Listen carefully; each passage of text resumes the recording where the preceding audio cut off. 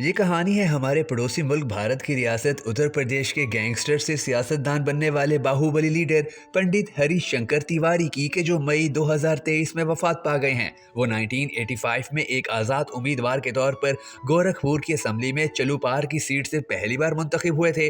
दिलचस्प बात यह है कि उन्होंने ये इलेक्शन जेल में रहते हुए जीता था और उत्तर प्रदेश के सियासी माहिरीन का ख्याल है कि हरिशंकर तिवारी की जीत इंडियन सियासत में जराइम की एंट्री थी। उसके बाद वो यहाँ से 3 बार कांग्रेस के टिकट पर जीते और उत्तर प्रदेश हुकूमत में वजीर भी बने। हरिशंकर तिवारी मुख्तलिफ सियासी जमातों से मुसलसल 22 साल यानी 1985 से 2007 तक चलोपार असम्बली सीट से रुकने असम्बली रहे। अपने तवील सियासी सफर में वो कल्याण सिंह, मायावती और मुलायम सिंह यादव की हुकूमतों में वजीर रहे।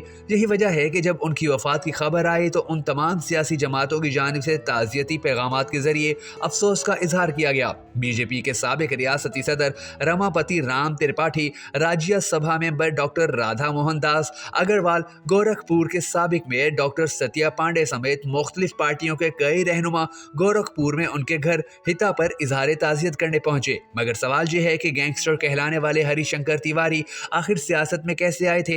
ये कहानी इंतहाई दिलचस्प है जो आज की इस वीडियो में हम आपको सुनाने जा रहे हैं। मगर उससे पहले अगर आपने अब तक हमारे फेसबुक पेज बहकर नेटवर्क वीडियोस को लाइक और फॉलो नहीं किया है तो जरूर कर लीजिए, ताकि आपको हमारे पड़ोसी मुल्क भारत और दुनिया भर के ममालिक के बारे में इसी तरह की दिलचस्प वीडियोस बर वक्त मौसूल हो सकें। मैं हूं शकील हैदर और आप देख रहे हैं भखर नेटवर्क वीडियो।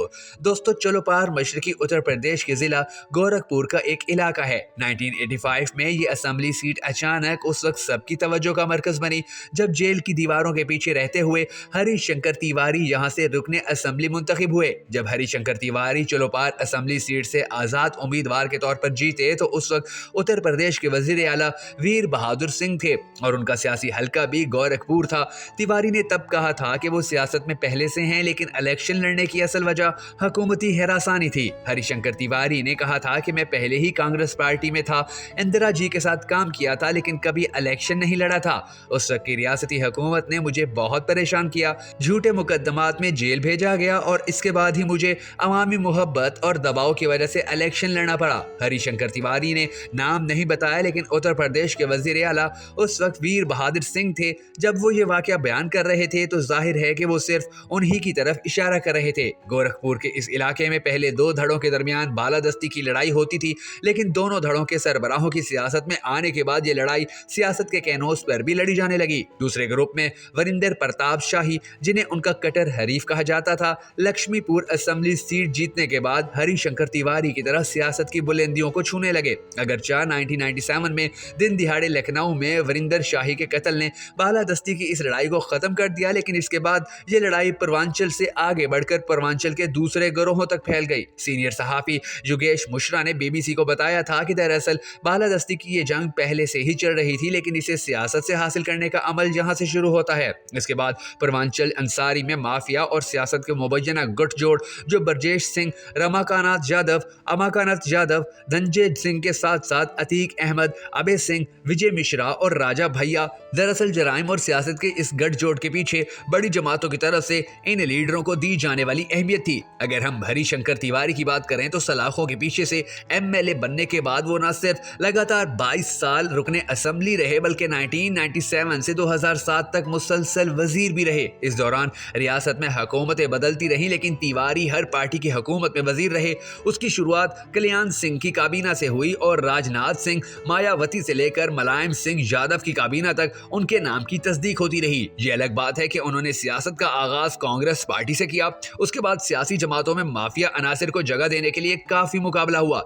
बीजेपी हो या एसपी और बीएसपी, किसी ने भी ऐसे अनासिर को पार्टी में जगह और टिकट देने की जहमत नहीं की। मुख्तार अंसारी और उनके खानदान के अफराद बीएसपी के साथ साथ समाजवादी पार्टी में भी रहे। इसी तरह आजमगढ़ के यादव बरादरान रमाकांत यादव और उमाकांत यादव कभी बीजेपी, कभी एसपी और कभी एसपी से एमएलए एमपी बने। 2004 के लोकसभा इंतखाबात में अमाकांत यादव ने मछालेश्वर सीट से बीजेपी के उस वक्त के रियासती सदर और और बिहार, मगरबी बंगाल समेत कई रियासतों के गवर्नर कीशीनाथ त्रिपाठी को शिकस्त दी। कहा जाता है कि 80 की दहाई में हरिशंकर तिवारी का इतना दबदबा था कि गोरखपुर मंडल के तमाम ठेके वगैरह हरिशंकर तिवारी की मर्जी के बगैर किसी को नहीं दिए जाते थे। लेकिन हरिशंकर तिवारी कहते थे कि उनका इस जुर्म से कोई लेना देना नहीं है। उनके खिलाफ 2 दर्जन से जायद मुकदमात दर्ज किए गए, लेकिन उनमें से कोई भी मुकदमा इतना मजबूत साबित नहीं हुआ कि उसे सजा दी जा सके, इसलिए उनके खिलाफ तमाम मुकदमात खारिज कर दिए गए। हरिशंकर तिवारी एक ऐसे लीडर थे जिनके लिए गोरखपुर के आला हुकाम ने 22 से ज्यादा याद दहानियां करवाई थी, फिर भी पुलिस कार्रवाई नहीं कर पाई थी। उनके घर तिवारी हाटा पर पुलिस के छापे के बाद कायम की गई तफ्तीश कई सालों से जेर इल्तवा है। दरअसल मातहत पुलिस अफसर मुलजिम का बयान लेने की हिम्मत नहीं कर पा रहा था। योगी आदित्यनाथ के वजीर आला बनने के एक माह बाद ही 22 अप्रैल 2017 को गोरखपुर पुलिस की यह कार्रवाई जो जल्दबाजी में की गई थी, अब उनके अपने दायरे का जाल बन चुकी है। 2019 में भी उनके हवाले से यह खबर सामने आई थी कि इलेक्शन करीब आते ही जेलों में कैद माफिया डॉन और गैंगस्टर जायद उत्तर प्रदेश में इंतखाबी मैदान में उतरने की कोशिशें करते नजर आ रहे हैं। रियासत की जेलों में या जमानत पर रिहाई पाने वाले गैंगस्टर से सियासी लीडर बनने वालों ने सियासी जमातों से टिकट हासिल करने की मुहिम तेज कर दी। सियासी जमातों की तरफ से